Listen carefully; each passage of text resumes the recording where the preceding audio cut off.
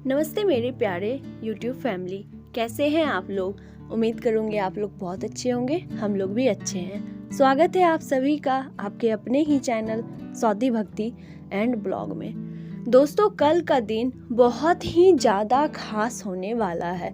आप सभी को पता है कि साल भर में वैसे तो बहुत सारे एकादशी होते हैं, लेकिन कल यानी कि 23 नवंबर को बहुत बड़ा एकादशी होने जा रहा है, जिसका नाम है देवउठनी एकादशी। जिसमें कहा जाता है दोस्तों कि इस दिन देवी देवता उठ करके बैठते हैं। जैसे कि आप विष्णु देव का प्रतिमा देखे होंगे कि विष्णु देव शेष नाग के ऊपर आधा सो करके लेट करके रहते हैं। कल वही उठ करके बैठेंगे, जिससे सभी देवी देवता उनके चरण को स्पर्श करेंगे और उनसे जो भी मन की मनोकामना बोलेंगे वह पूरी जरूर होगी। इसी तरीका से दोस्तों, कल यानी कि 23 नवंबर को देवउठनी एकादशी है। देश भर में या दुनिया भर में साल भर में जितने भी एकादशी आते हैं, सबसे बड़ा महत्वपूर्ण एकादशी देवउठनी एकादशी माना जाता है। कहा जाता है कि अगर आप एकादशी नहीं करती हैं, साल भर में एक बार भी एकादशी नहीं करती हैं, तो जो भी महिलाएं या कुंवारी लड़कियां कल के दिन देवउठनी एकादशी का व्रत रखती हैं, तो उसके बाद से साल भर में वह सारी एकादशी या अगर उनकी जो भी इच्छा हो कि ये एकादशी करना है तो वह कर सकती हैं।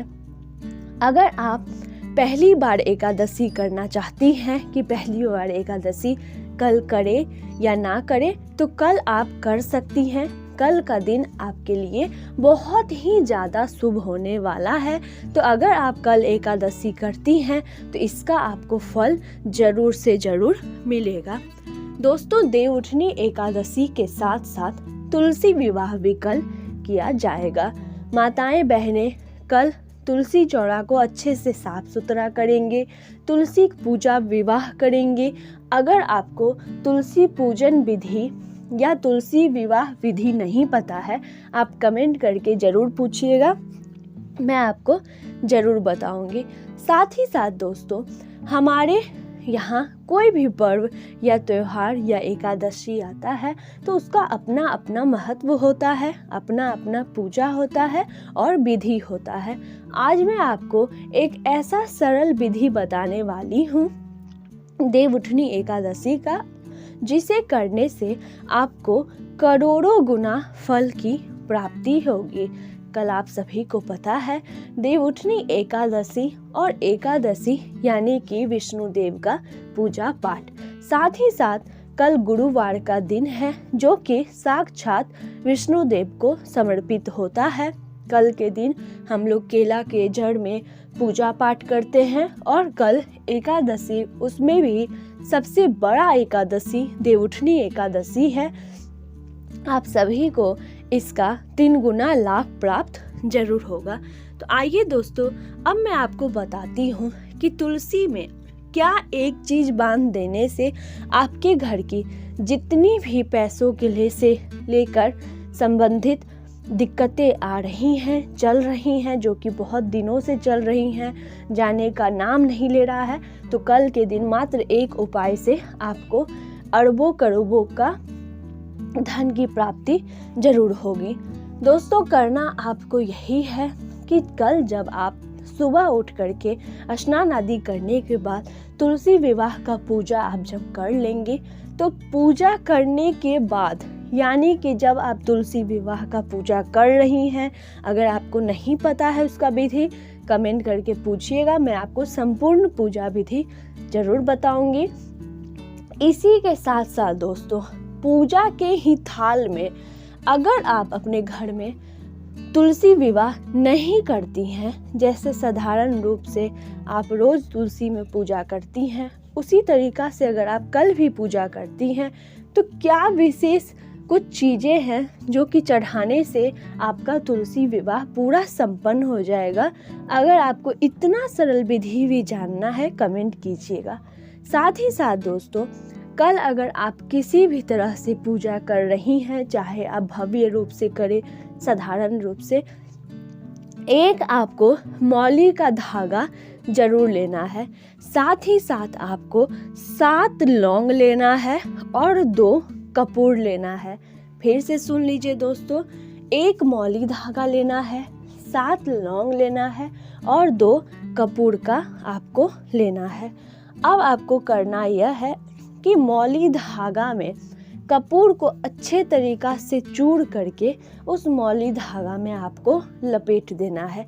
यानी कि आप किसी भी छोटे से बर्तन में कपूर को अच्छे से चूर करके उसमें मौली धागा को अच्छे से मिला करके, यानी कि मौली धागा में थोड़ा थोड़ा लग जाए, वैसे आपको कर लेना है। अब इस मौली धागा में, अब आप सोच रही होंगी कि पूरा मौली धागा में करना है या थोड़ा सा, अपने अनुसार आपको अपने तुलसी के पौधा में उसे 7 बार गोल गोल करके लपेटना है। इस अनुसार आप मौली धागा तोड़ लीजिए और उसमें कपूर को अच्छे तरीका से मल दीजिए। दोस्तों, कपूर मलने से क्या होता है? कहा जाता है कि जहाँ पे सुगंधित प्रवृत्ति होती है, यानी कि जहाँ पे भी सुगंधित चीज वातावरण होती है, माता रानी उससे बहुत ही ज़्यादा प्रसन्न रहती हैं, उस घर में जरूर अपना दर्शन देती हैं।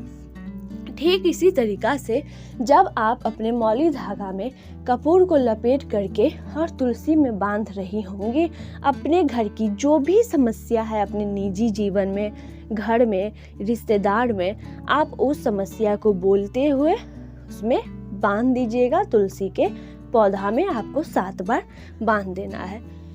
जो आप 7 लौंग ली हैं, वहीं तुलसी के जड़ में थोड़ा सा मिट्टी हटा करके आपको डाल देना है और उसके ऊपर मिट्टी डाल करके और उसके ऊपर एक आपको घी का दिया जलाना है।